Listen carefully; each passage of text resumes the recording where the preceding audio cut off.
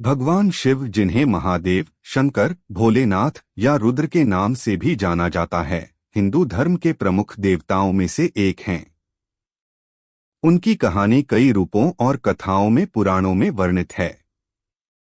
यहाँ भगवान शिव की एक संक्षिप्त और लोकप्रिय कहानी है। शिव जी की उत्पत्ति और स्वरूप।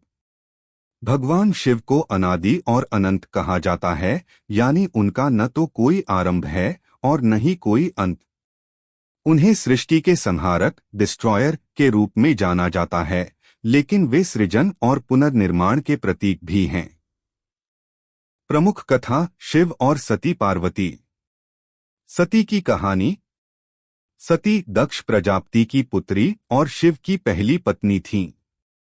लेकिन दक्ष को शिव पसंद नहीं थे। एक बार उन्होंने एक यज्ञ आयोजित किया और शिव को आमंत्रित नहीं किया। सती बिना बुलाए वहां गईं और जब उन्होंने अपने पति का अपमान होते देखा तो क्रोध में स्वयं को यज्ञकुंड में भस्म कर दिया। इससे क्रोधित होकर शिव ने वीरभद्र और महाकाली को उत्पन्न किया, जिन्होंने यज्ञ का विध्वंस कर दिया और दक्ष का सिर काट दिया। बाद में शिव ने उसे क्षमा कर सिर पर बकरे का सिर लगाकर पुनर्जीवित किया। पार्वती का जन्म और तपस्या।